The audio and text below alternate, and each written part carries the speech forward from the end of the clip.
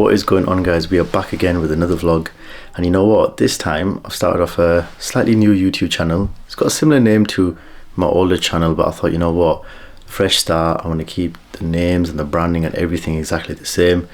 So yeah, I hope this type of vlogging will be a little bit different. It won't just be dental vlogging. Of course it will include it, because that is what I do, you know, like on a day-to-day, but I'll try to get as much as I can outside of it. For example, even maybe a bit of shopping or just admin work or anything like that. Anything that's on my mind and I want to talk about it, I want to chat to you guys about it if I can.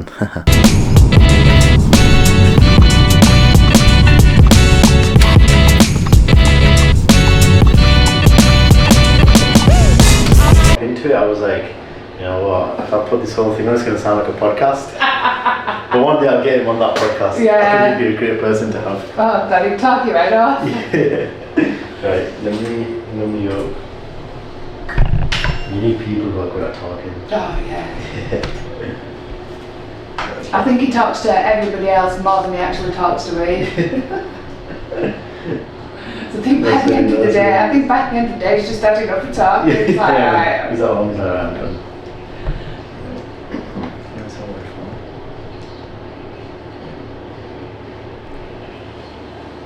There you go. Look at, there's a bit of water there, you can just flush that right out. It's not a nice taste.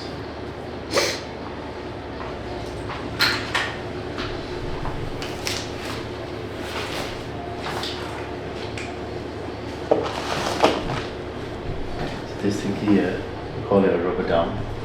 What it does is, so I pierce a little hole and it wraps around the tooth. Oh, okay. So, you know, typically when you're doing like a filling on the bottom, even on the top as well, it's a lot of saliva, a bit of blood and all sorts, and it's very hard to keep it dry to fit. Do you remember when I was talking about fitting it on? This, what it does is it wraps around the tooth, so it keeps the tongue, saliva and everything away from the tooth, so it's like dry as anything. So at least when I stick it on, I know that it's going to be the best fit and the best strength. No, so I pierce a little hole. You'll see me do it. It's like a little hole, pierce a little hole, and then that's it. Yeah. And then what we do is we get these little clamps. I'll show you. So we get.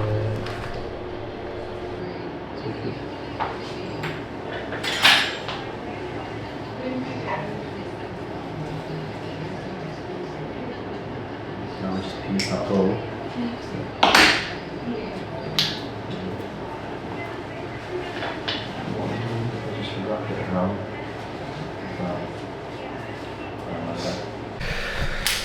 Tammers? We've had a pretty busy day. Oh yeah, let me show you guys. We've just seen a patient now.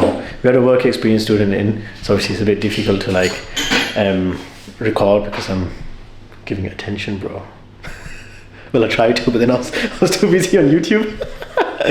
Let me show you what we've just done. So we took a tooth out. I want to show the jelly bit. Where's the jelly bit? So we took a tooth out on this. Oh, look, that's the infection. And this is basically the tooth here. This is the tooth. There you go. She's enjoying it. The plan was for this patient to fit 4 veneers on. Usually in the other practices, I'm used to using a scanner, and scanners are obviously known to be a lot more accurate. But if you take an impression, a good impression is really good with good quality materials and stuff. But I just don't know. There might have been some kind of error in the mold.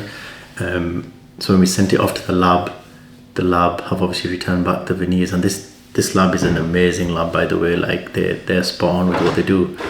But the front 2 teeth just appear to be a little bit longer. These things happen. This is what dentistry is about. What you see on social media is all the best cases where you never see errors. So these little things, they happen. So all we're doing is just taking a new set of molds, send it back off, and then get the lab to just repair it. And then hopefully in the next 10 days we'll have that sorted out. Madness. Patient came in pain, had a few issues, and we figured out that the problem was a root that's buried in his gum. It wasn't too bad of a day, to be honest, but we're done. We're gonna just chill and then we're gonna chill. I need to pray and then we need to go home. And then I'm gonna shoot off home, grab some food, and then inshallah we shall rendezvous tomorrow. That wasn't actually a bad day, to be honest. Coming in for one patient is worth it if you're doing a lot of treatment, you're doing a lot of work, but otherwise, if you're coming in just for like a checkup, if it lasts like half an hour but it's taking you longer to get to work and then get back, but the priority is the patient, so you can't really just be in a position where you're rebooking people. Do you know what I mean? You got to prioritize what you've got in on the day. But yeah, man, let's shoot off home, let's go have some good food, and then that's it, call it a day, inshallah. I don't think I'm the only person that does it, but does anyone else get home and then they just sit in the car for a bit, maybe go on their phone, reply back to some messages? It's a bit like a moment to unwind. I don't know, like, I used to love getting dropped off in certain situations, like if I'm only walking down the road, I'm like, yeah, I can't be bothered finding parking or anything like that, I'll just get dropped off. But I think with time, naturally, I've just enjoyed that commute. When you're sitting in the car, you're driving to work, and I don't know, you just get given that bit of time to just prepare yourself for the day. If you go from home to work and you don't have that bit of alone time, I don't know, I feel like you can't just get into the rhythm of work straight away. You need that moment to wake up, have a coffee, relax, get yourself prepared. It's not like I sit there and I'm like, oh my god, I need to write this down and I need to write that down, and like actually prepare by writing tasks down. Obviously that is good to do as well, but it's more just like mentally prepare myself. I hope I'm making sense. Back and I'm tired.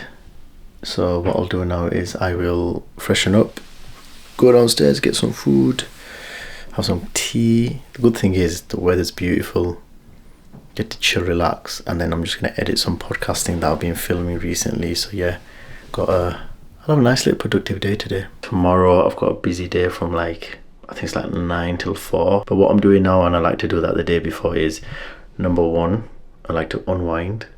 Number 2, I like to get some admin done, and I like to do that. Sounds strange, but I'm sure a lot of people may agree to it, but I like to do that when the room's nice and quiet, with my little lamp on, get a nice little vibe, nice little atmosphere in the room, maybe with a cup of tea, and just get some work done, and I feel at peace. I feel like that's my way to unwind. Of course, everybody's got their own way to do it. They might do it through watching a movie, a TV series, or whatever it is, but for me, I think it's important that I unwind like this, because if I don't know what it is, psychologically I feel like the next day I'm just a bit rushed. I feel like I've not done anything. I might not even have that much admin to do, but by doing the little things like this the day before, it just makes my life easier for the next day. So yeah, let's crack on with that.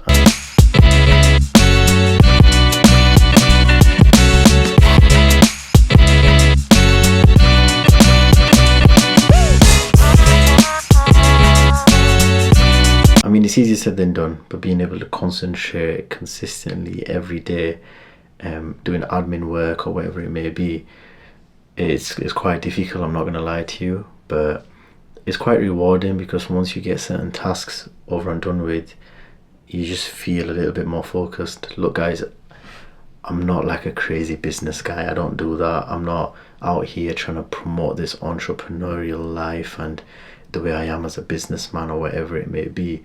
I'm just telling you guys how I structure my day as a dentist, but also what I do outside of dentistry that helps me focus more on my dentistry, and also what I'm trying to achieve with my branding.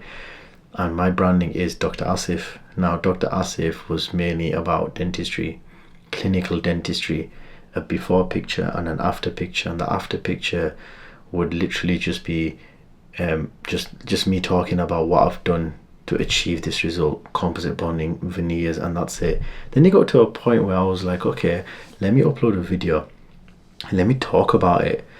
And then I don't know what it was, sometime about 4 or 5 months ago, I just woke up one day and I thought, you know what, I've always done a few videos where, the intention is to make someone laugh or whatever it may be, or send a message, and I started focusing more on these Instagram, TikTok, Desi type of videos, just to relate to the culture, relate to the community, so people understand that, look, that's who I am as well. Like, yeah, I might be a dentist and I might be working 9 to 5, and a lot of people, when they hear about the dentist, they're suddenly afraid of the dentist and they think, oh, Mr. Serious Guy. But I'm just a normal guy, man. I want people to feel like I'm in touch with the culture and the community. So when I started uploading videos like that, I started getting the response from it, and I thought, you know what, I love that. Because when I go into work, a lot of my non-Desi colleagues, they love my Desi videos, they love the culture, they love the food, and they're always asking questions. And that, to me, shows positivity in a working environment, because it's not just a matter of I come into work and I can't be bothered with anyone, but it's a matter of I come into work and I'm like, look, I'm a Desi guy, I'm a Pakistani guy, this is who I am, this is who I'm proud, this is what I'm proud of. You know, I show to people that I'm on it with my deen, I'm on it as me as a Muslim, and it's nice, man, it's nice. You have to be yourself. If you are not yourself, the camera might be good at hiding it, but once the camera switches off and people see you in real life, it's very difficult to live two lives. As easy as you might think that is, it is very difficult, because you'll be talking in conversation or you'll be seeing someone face to face, and whatever you are behind camera, if it's a fake personality or if it's a fake persona, in real life, people are going to clock onto that. You don't have to be a genius. You don't have to be a psychologist or someone that's great at examining behavior, whatever it is. However, if someone sees you in real life, it just takes you 2 minutes. My uncle once said to me, him as a doctor, that it takes him 1 minute, or like the second someone walks into the room, if he wants to hire them or fire them, well, not fire them, but basically hire them for the job, or tell them to just like, right, you know, just sod them off.